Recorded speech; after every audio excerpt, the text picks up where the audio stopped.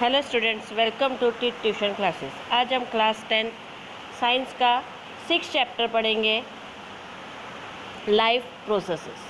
ठीक है, तो सबसे पहले तो और जैसे हमको पता है कि एक ऐसा प्लैनेट है जिसके ऊपर लाइफ पॉसिबल है।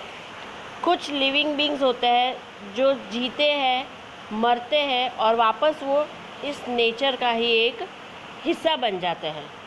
तो इस पर से हम बता सकते हैं कि कुछ लिविंग ऑर्गेनिजम्स है जो लिविंग है, कुछ ऑर्गेनिजम्स ऐसे हैं जो लिविंग है और कुछ नॉन लिविंग है। तो लिविंग ऑर्गेनिजम्स और नॉन लिविंग ऑर्गेनिजम्स को हम डिफरेंशिएट कर सकते हैं on various parameters of life processes.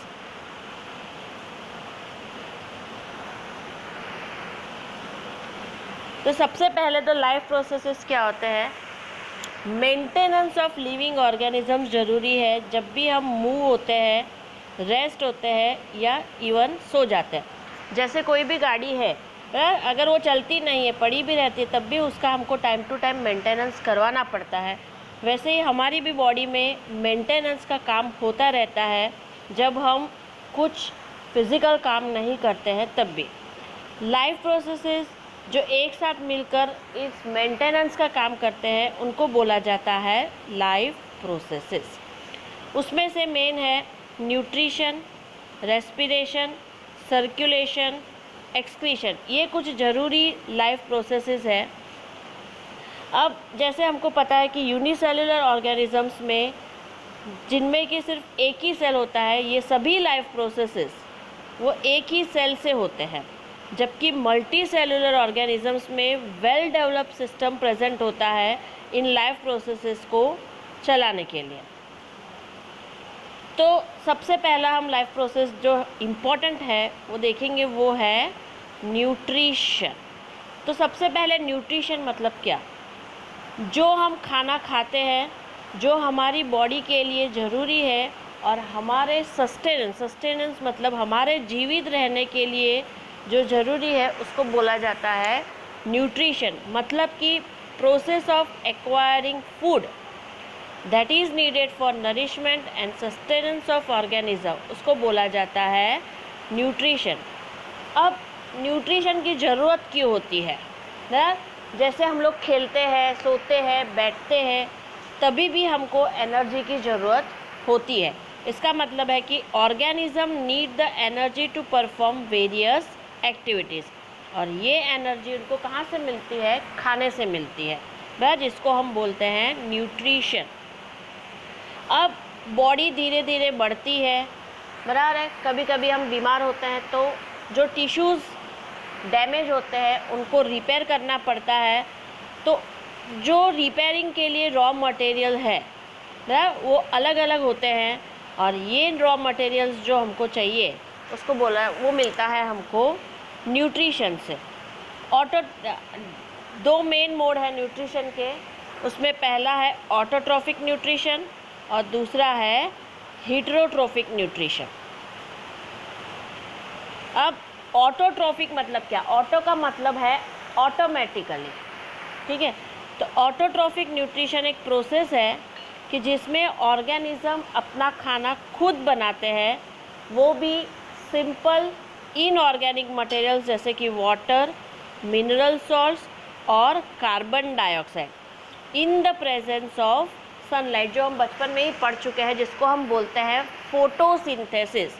Photo का मतलब होता है लाइट और सिंथेसिस का मीनिंग होता है प्रिपरेशन। मतलब लाइट की प्रेजेंस में जो खाना बनता है उसको बोला जाता है फोटोसिंथेसिस। ये जो टर्म है ऑटोट्रॉफिक, बराबर, वो दो वर्ड से बना है। ऑटो मतलब कि सेल्फ और ट्रॉफिक मतलब न्यूट्रिशन, ठीक है। तो autotrophic nutrition is the process कि जिसमें organism prepares its own food, और जो organism autotrophic mode of nutrition use करते हैं उनको बोला जाता है ऑटोट्रोफ्स। ऑटोट्रोफ्स मतलब कि बेसिकली प्लांट्स, ठीक है। प्लांट्स क्या करते हैं? सिंपल इनऑर्गेनिक मटेरियल्स को यूज़ करते हैं और उनको कन्वर्ट करते हैं complex high energy molecules of carbohydrates में। ठीक है। अब यहाँ पे वो फोटोसिंथेसिस की डेफिनेशन है कि the process by which green plants और दूसरे ऑर्गेनिज्म सनलाइट यूज़ करते हैं, सिंथेसाइज मतलब कि प्रिपेयर करते हैं, ठीक है, prepare nutrients from carbon dioxide and water, उसको बोला जाता है फोटोसिंथेसिस। जनरली फोटोसिंथेसिस उन प्लांट्स में होता है जिनमें ग्रीन पिगमेंट क्लोरोफिल प्रेजेंट है, और जब फोटोसिंथेसिस की प्रोसेस होती है तो प्लांट्स जनरेट करते हैं ऑक्सीजन, मतलब कि ऑक्सीजन हमको एक बाय प्रोडक्ट की तरह से रिलीज़ होके मिलता है। अब दूसरी जो उसकी प्रोसेस है फोटोसिंथेसिस की, उसके रॉ मटेरियल्स है, ठीक है। तो पहला रॉ मटेरियल है कार्बन डाइऑक्साइड, जो कि एक्सचेंज ऑफ गैसेस से मिलता है, ठीक है। जब हम ब्रीदिंग करते हैं तो हम लोग रिलीज़ करते हैं कार्बन डाइऑक्साइड, और वो कार्बन डाइऑक्साइड गैसियस एक्सचेंज के थ्रू स्टोमेटा से प्लांट्स यूज़ करते हैं। दूसरा रॉ मटेरियल है वाटर, जो कि हम प्लांट्स को प्रोवाइड करते हैं थ्रू इरिगेशन, ठीक है। जब भी हम प्लांट्स को पानी देते हैं तो उसके जो रूट्स होते हैं वो सॉइल में से उस पानी को एब्जॉर्ब कर लेते हैं। और तीसरी उसकी ज़रूरत है सनलाइट, ठीक है। तो जो क्लोरोफिल होता है वो प्लांट्स में एक काम करता है जो कि केमिकल एनर्जी सनलाइट को एब्जॉर्ब करता है, और उन तीनों चीज़ों से कार्बन डाइऑक्साइड, वाटर और सनलाइट को यूज़ करके फोटोसिंथेसिस की प्रोसेस होती है। उसका एक इक्वेशन है कि carbon dioxide plus water in presence of sunlight and chlorophyll, वो हमको देगा ग्लूकोज, ऑक्सीजन एंड वाटर। इसको बोला जाता है फोटोसिंथेसिस।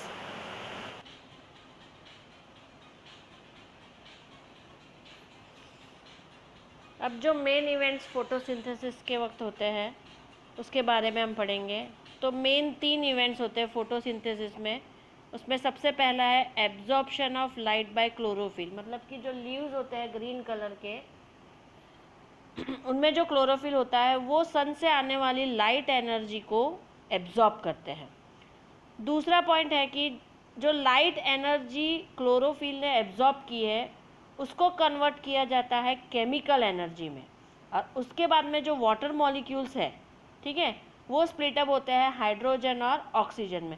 जैसे हमको पता है वाटर मॉलिक्यूल्स का फॉर्मूला होता है H2O, तो वो स्प्लिट होता है हाइड्रोजन और ऑक्सीजन में। और थर्ड है कि जो कार्बन डाइऑक्साइड यूज़ किया जाता है फोटोसिंथेसिस के वक्त, उसका रिडक्शन हो जाता है कार्बोहाइड्रेट्स, मतलब कि कार्बन, हाइड्रोजन और ऑक्सीजन।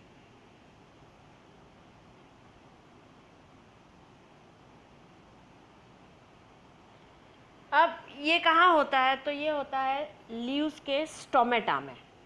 स्टोमेटा मतलब क्या होता है? स्टोमेटा मतलब लीव्स में जो छोटे छोटे पोर्स होते हैं, जो छेद होते हैं, उनको बोला जाता है स्टोमेटा। और ये स्टोमेटा के थ्रू गैसियस एक्सचेंज होता है और ट्रांसपीरेशन भी होता है। ट्रांसपीरेशन क्या होता है कि जब प्लांट्स को वाटर एक्सेस हो जाता है तो दे लूज़ वाटर। ट्रांसपीरेशन का मतलब होता है दे लूज़ वाटर, और इस प्रोसेस को बोला जाता है ट्रांसपीरेशन। अब फंक्शन ऑफ स्टोमेटा क्या है? तो स्टोमेटा जो है वो एक्सचेंज ऑफ गैसेस का काम करता है, मतलब कि एंट्री देता है कार्बन डाइऑक्साइड को और रिलीज़ करता है ऑक्सीजन को, जो ऑक्सीजन हम यूज़ करते हैं ब्रीदिंग के लिए। और दूसरा फंक्शन है स्टोमेटा का कि वाटर मूवमेंट जो होती है ट्रांसपीरेशन के दौरान, मतलब जो एक्सेस वाटर होता है उसको मूव करना, मतलब जो ज़्यादा पानी है उसको बाहर निकाल देना, उसका मेन काम है स्टोमेटा का, ठीक है। अब यहाँ पे स्टोमेटा में कुछ उसके पार्ट्स है, जैसे कि बोला जाता है गार्ड सेल्स। गार्ड सेल्स का फंक्शन होता है opening and closing of stomatal pores, ठीक है, opening and closing of stomatal pores. दूसरा उसका है न्यूक्लियस, जिसको बोला जाता है centre of the cell. Next है क्लोरोप्लास्ट, कि जिसमें क्लोरोफिल होता है, फिर आता है स्टोमेटल पोर्स जो छोटे छोटे छेद होते हैं, और दूसरे आता है सब्सिडरी सेल मतलब कि जो एक्सचेंज ऑफ गैसेस में यूजफुल है।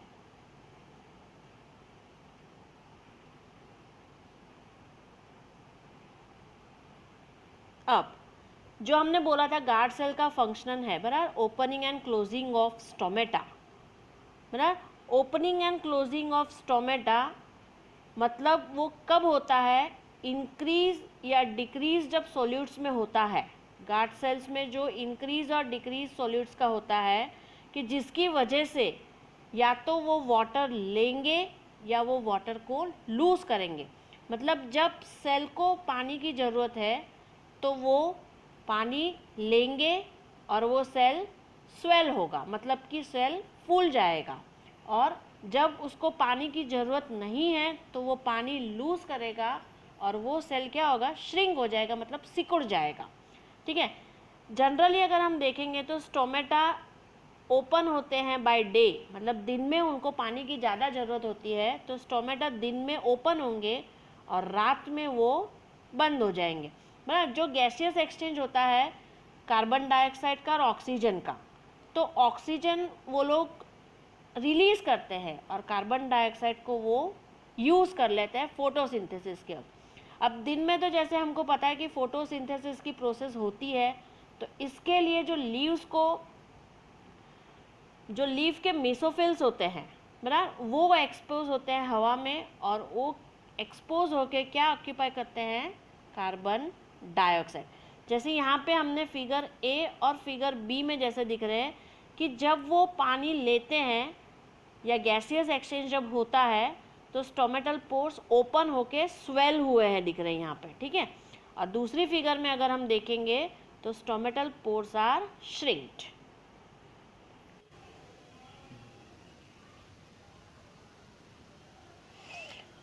हीटरोट्रोफिक न्यूट्रिशन। हीटरोट्रोफिक न्यूट्रिशन एक टाइप का न्यूट्रिशन है कि जिसमें ऑर्गेनिजम्स डिपेंड करते हैं दूसरे ऑर्गेनिज्म के ऊपर अपने फूड के लिए। ठीक है। हीटरो ऑर्गेनिज्म जो होते हैं उनको सभी ऑर्गेनिक सब्सटेंसेस बाहर से लेने पड़ते हैं जो उनको सर्वाइवल के लिए ज़रूरी है। सिर्फ animals, fungus and non photosynthesis plants are हीटरोट्रोफिक।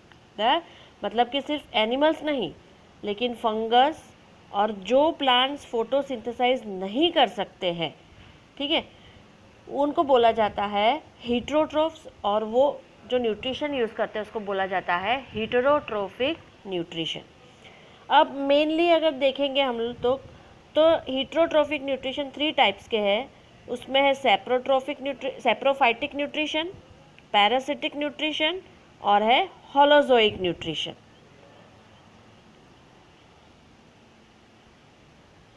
Saprophytic मतलब क्या होता है, तो सैप्रोफाइटिक न्यूट्रिशन मतलब ऐसा मोड ऑफ न्यूट्रिशन है कि जिसमें न्यूट्रिएंट्स जो होते हैं वो ग्रुप ऑफ ऑर्गेनिज्म एक्वायर करते हैं बाहर से। मतलब कि ये जो ऑर्गेनिजम्स होते हैं वो अपने न्यूट्रिएंट्स लेते हैं, उनको एब्जॉर्ब करते हैं डायरेक्टली फ्रॉम डेड ऑर्गेनिजम्स। मतलब जो चीज़ें डेड हो गई है, जो डीकेइंग है, डीकेइंग मतलब जो सड़ रहा है मटेरियल, उनमें से अपना न्यूट्रिशन वो लेते हैं।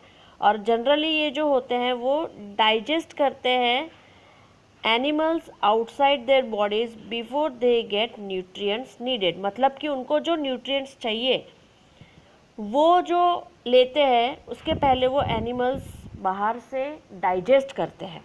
बराबर है।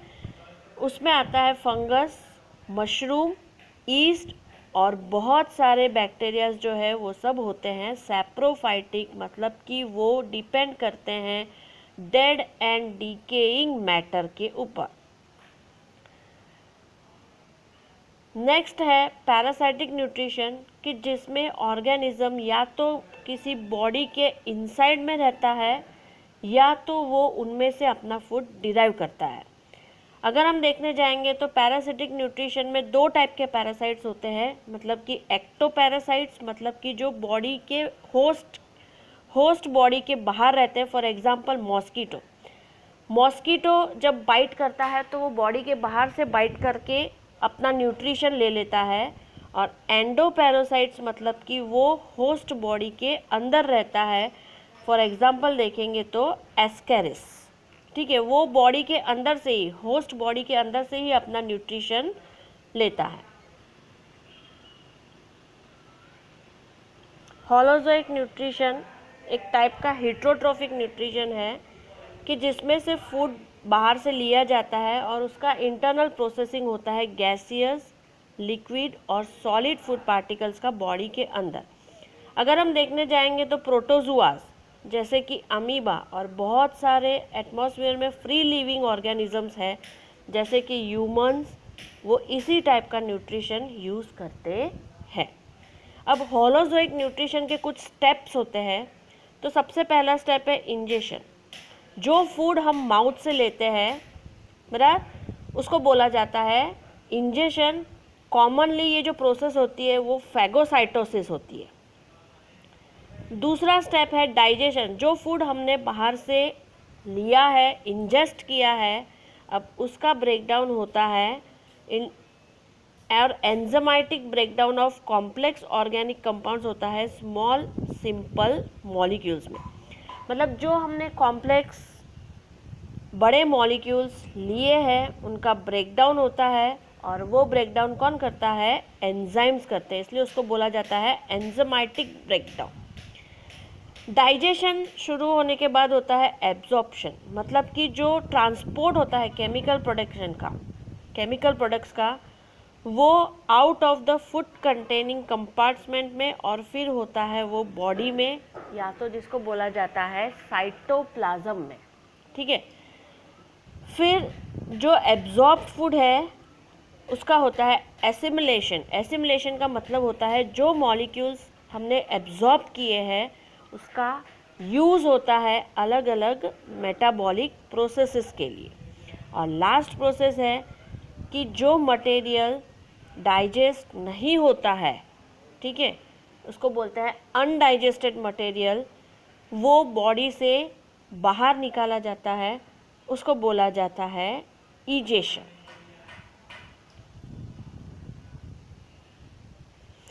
अब देखेंगे हम न्यूट्रिशन इन अमीबा। अब जैसे हमको पता है कि अमीबा का शेप इरेगुलर है, उसका कोई फिक्स शेप होता नहीं है।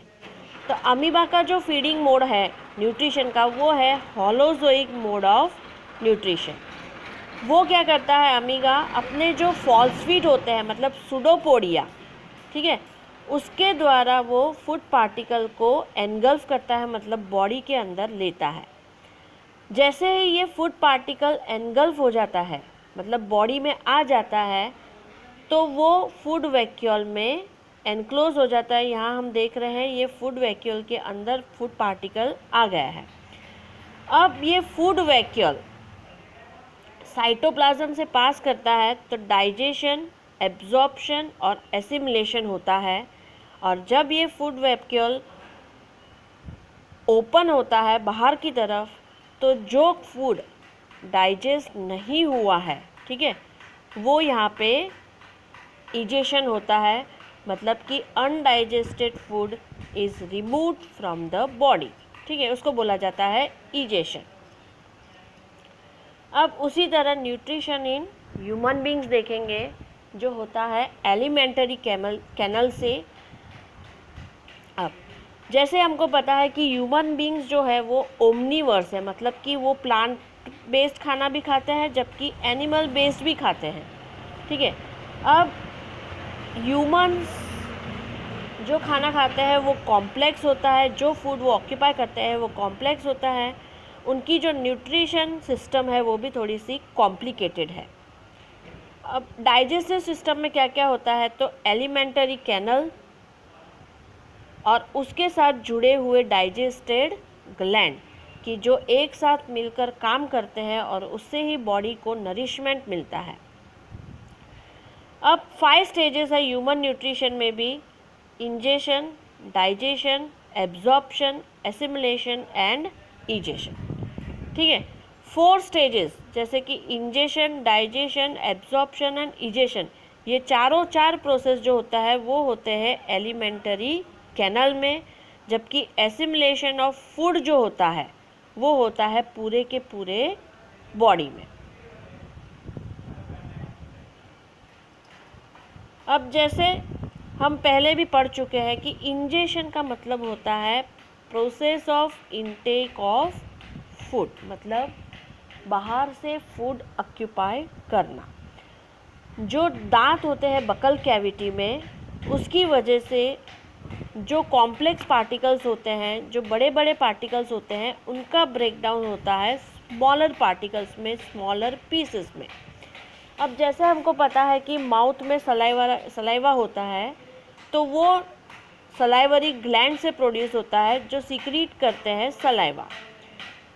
सलाइवा का मेन काम क्या है, तो वो ब्रेक करता है कॉम्प्लेक्स स्टार्चेस को सिंपल शुगर में। जैसे हम रोटी का बड़ा टुकड़ा लेते हैं तो उसको हम दांतों से चबा चबा के छोटे टुकड़ों में ब्रेक डाउन करते हैं, तो उसमें सलाइवा का इम्पॉर्टेंट रोल होता है।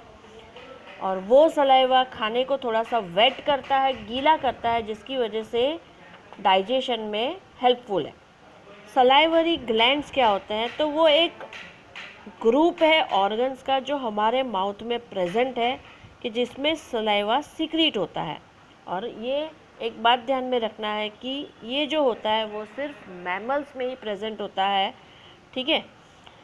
वो एक एक्सोक्राइन ग्लैंड है जो सीक्रीट करता है सब्सटेंसेस बॉडी के बाहर से और with in a body cavity. Body में एक कैविटी होती है, वहाँ पे सीक्रेट होता है, या तो बॉडी के बाहर होता है ना। अगर हम देखेंगे तो सलाइवा की वजह से हमारा जो माउथ होता है, ठीक है, वो मॉइस्ट रहता है, मतलब गीला रहता है और साफ भी रहता है। और इस सलाइवा की वजह से हमको फूड च्यू करने में आसानी होती है, उसको स्वेलो करने में आसानी होती है, और mainly it helps in digestion process. अब माउथ कैविटी के बाद हम देखेंगे तो आता है ईसोफेगस, जिसको बोला जाता है फूड पाइप, ठीक है। तो जो फूड हमने च्यू करके स्वेलो किया है वो अब कहाँ पहुँचता है, ईसोफेगस में। बराबर कहाँ से निकलता है, वो कहाँ से पास होता है, थ्रू लैरिंग्स से। बराबर तो बकल कैविटी के बाद जो ईसोफेगस है वो है point of contact just after buccal cavity, कि जहाँ पे फूड आता है गैस्ट्रो इंटेस्टाइनल ट्रैक्ट में। अब एपिग्लॉटिस क्या होता है, ठीक है। सेकेंड स्टेज ऑफ स्वेलोइंग, मतलब जब हम स्वेलो करते हैं उसका जो सेकेंड स्टेज होता है उसमें एक टिश्यू होता है, छोटा सा फ्लैप टिश्यू बोलते हैं जिसको, स्मॉल फ्लैप ऑफ टिश्यू होता है, उसको बोला जाता है एपिग्लॉटिस। वो जो लैरिंग्स होता है उसके ऊपर फोल्ड होता है, और कहाँ होता है, at the entrance of wind pipe, मतलब जहाँ से विंड पाइप ट्रैकिया शुरू होती है। और वो क्या करता है कि खाने को रॉन्ग वे पे जाने से प्रिवेंट करता है। Their food pipe and wind pipe, दो पाइप्स होती है। अब जो हम खाना चबाते हैं, ठीक है, उसमें एक टाइप की मूवमेंट होती है पेरिस्टाल्टिक मूवमेंट। पेरिस्टाल्टिक मूवमेंट को बोला जाता है पेरिस्टालसिस। बरा वो क्या होता है कि contraction and relaxation of food in the oesophagus and food pipe, और फूड को वहाँ से नीचे धक्का दिया जाता है स्टमक में। तो ये जो रिदमिकली कॉन्ट्रैक्शन एंड रिलैक्सेशन होता है ईसोफेगस में, उसको बोला जाता है पेरिस्टाल्टिक मूवमेंट। और ये जो मूवमेंट है वो कैसी होती है, इनवॉलंटरी। इनवॉलंटरी मतलब विदाउट आवर विल, ठीक है। एंड वो ज़रूरी ये मूवमेंट है कि जिसकी वजह से फूड नीचे की तरफ जाता है स्टमक में, और फिर उसके बाद जाता है एनस में।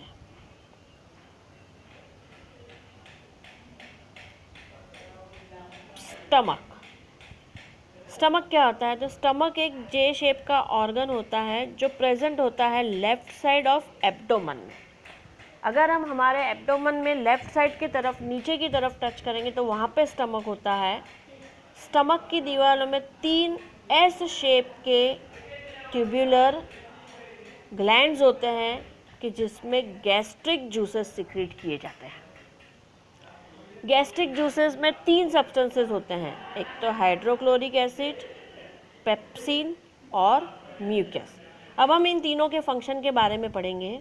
तो हाइड्रोक्लोरिक एसिड जो होता है वो हमारे स्टमक को एसिडिक मीडियम प्रोवाइड करता है कि जिसकी वजह से जो पेप्सिन एंजाइम है वो अपना काम ठीक से कर सके। और एंजाइम पेप्सिन का काम क्या है? तो डाइजेशन ऑफ प्रोटीन्स। म्यूकस क्या करता है? तो mucus helps to protect the stomach wall from its own secretion of hydrochloric acid.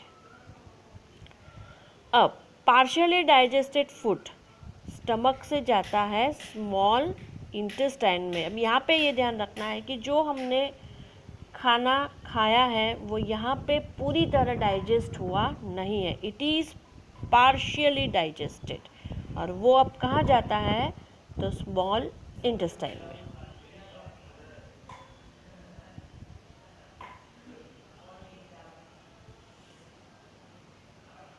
ठीक है, तो अब जो स्टमक से पार्शियली डाइजेस्टेड फूड होता है वो कहाँ पहुँचा? Small intestine.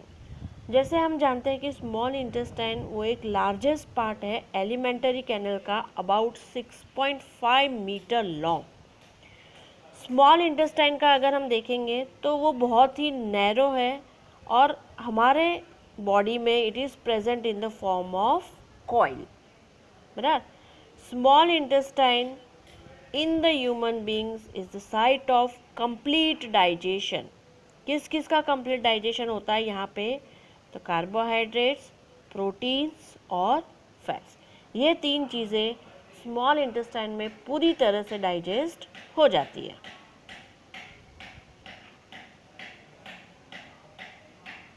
अब स्मॉल इंटेस्टाइन के बाद स्मॉल इंटेस्टाइन को सीक्रीशन मिलता है 2 ग्लैंड से, एक तो है लीवर, दूसरा है पैनक्रियास। लीवर क्या करता है? It secretes bile juice. ठीक है, लीवर बाइल जूस को सिक्रीट करता है। बाइल जूस के 2 फंक्शंस हैं। एक तो सबसे पहला, जो एसिडिक फूड स्टमक से आता है, हमने जो खाना खाया है में वो एसिडिक भी हो सकता है। ठीक है, तो वो एसिडिक फूड जो स्टमक से आता है उसको कन्वर्ट करता है अल्कलाइन में, और जब वो अल्कलाइन में कन्वर्ट हो जाता है तो पैनक्रियाटिक एंजाइम्स उसके ऊपर अपना एक्शन बताते हैं। और दूसरा फंक्शन है बाइल का कि bile salts break the fats present in the food. जो हमने खाना खाया है उसमें फैट्स प्रेजेंट होते हैं, तो बाइल सॉल्ट्स उसको ब्रेक डाउन करते हैं स्मॉल ग्लोब्यूल्स में, और वो जब ब्रेक डाउन हो जाता है तो उसकी वजह से वो एंजाइम्स के लिए इजी हो जाता है उसके ऊपर एक्शन करना और उसको डाइजेस्ट करना।